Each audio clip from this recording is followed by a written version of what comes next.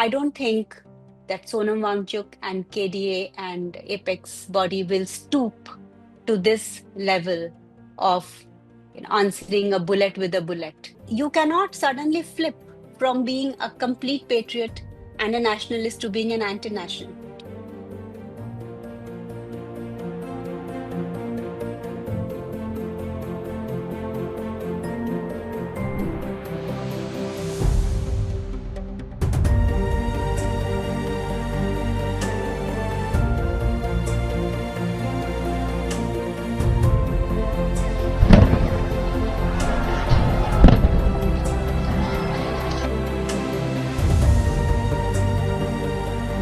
He's a very resilient person and a very positive person. So he is, from that angle, doing well. His spirits are up and he's all the more committed. This incident has made him more committed to the cause he was fighting because we can now see the hand of injustice in it as well. So from that angle, he is doing well, but we know that he had been taken there after 15 days of fast where he was having just salt and water and he was already quite weak. So he still looks weak to me. And I think jail definitely does not do anybody good.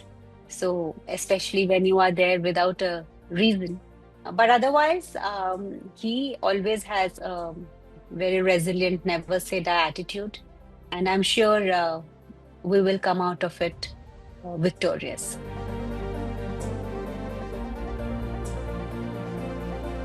So, something which was very surprising for us to see is that the language of the detention order is very similar to the language the IT cell trolls use online.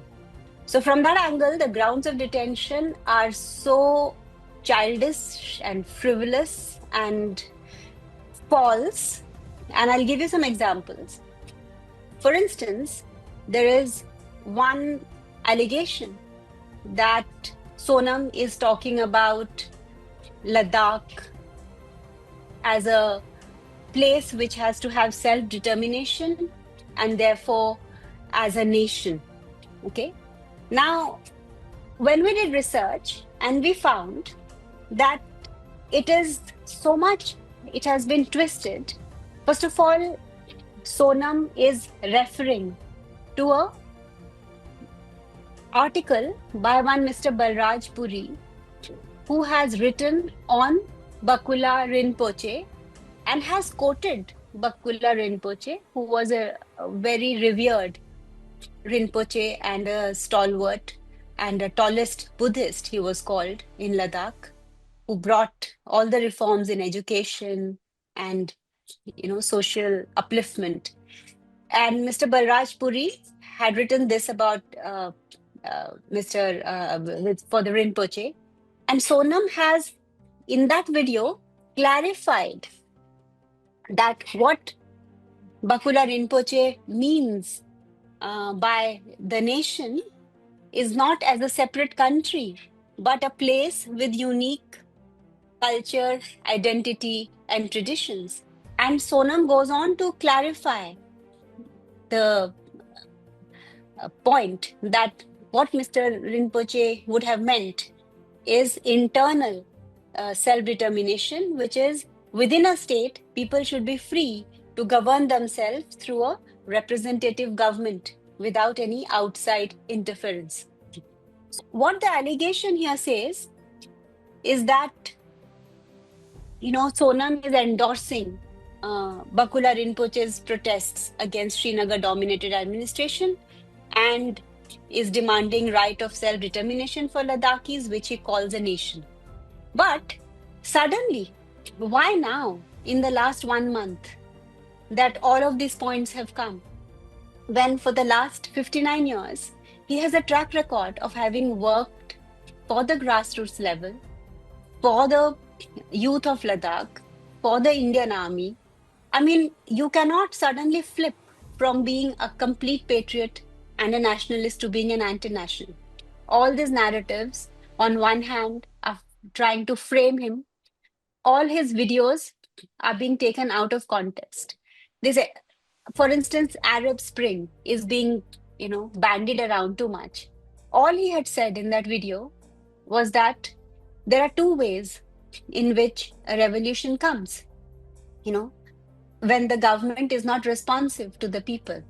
It is either through violent ways, which one man can do, like Bouazizi, who caused Arab Spring by self-immolating, but it can also come by following Lao Tzu's Art of War, where you win without fighting. And that's the path we will follow, of peaceful protest. And for 5 years, he's been fighting for this sixth schedule status for legislature. And he has been doing, be it his Padyatras, be it all these Anshans, he believes in giving pain to oneself, not to others, and thereby invoking the moral sense in others. And he never called for any buns or any fasts. He himself went and started it, and people joined by their own volition. And because his work has been working with the youth, creating self awareness, so he thought it was his duty to make the people of Ladakh aware about their rights, about their constitutional rights. And that's what he was working for. But instead of doing a debate or a discussion, the government decided to use force and power and silence him. I was at the Jodhpur jail yesterday and also on Tuesday. I had to go to Supreme Court to get the orders of detention. You know, they would not even give it to me. Yesterday, he had written in, the challenging the grounds of detention, and they are not being given to me. The advisory board that has been formed, of which he was given the papers, they are not giving it to me. So, on one hand, they use power, they use this draconian law called the NSA, put you behind bars, and do not give you a chance to explain yourself. And they were trying to put me under house arrest in Leh, not allowing me to meet media, not allowing me to tell our side of the story. This is just not the way democracy works. His other thing that detention order talks about is in the sensitive region of Ladakh, he's inciting the army to not cooperate. On the contrary, he is saying that if you do not listen to people's needs, these patriotic people still will fight for India and for the Indian army, because they are fighting for India, not for any party. But there is a chance that you may make them feel demotivated. The last 2 weeks have been nothing short of like the feeling one gets is of that of a graveyard.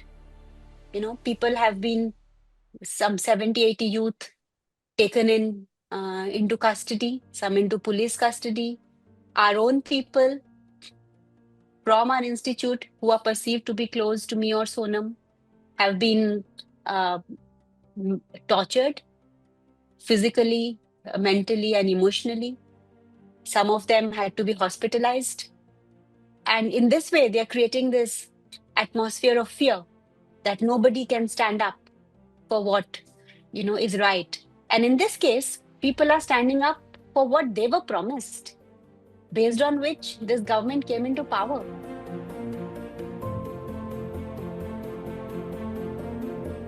So all of these things that are happening are wrong, unjust.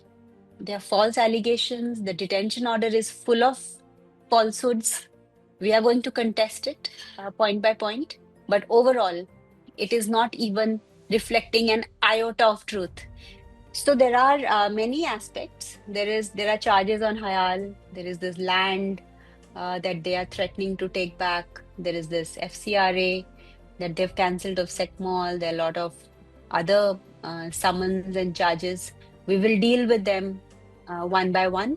And as far as the sixth schedule struggle continues, we have full faith in our leaders of the Leh Apex Body and the KDA, and who will continue this fight and this struggle, because they have stepped back from these talks till judicial inquiry is done, till the government answers It is just asking for democratic governance in a place which is very strategic and important. Immediately after, within a week or two, when the fine print was revealed that it was a UT without legislature, that's when the peaceful protest started. You know, they only intensified from 23 when a series of talks failed. When Sonam, in minus 25 degrees, he did his first action. In minus 25 degrees, he was outside in the cold, freezing cold for 5 days.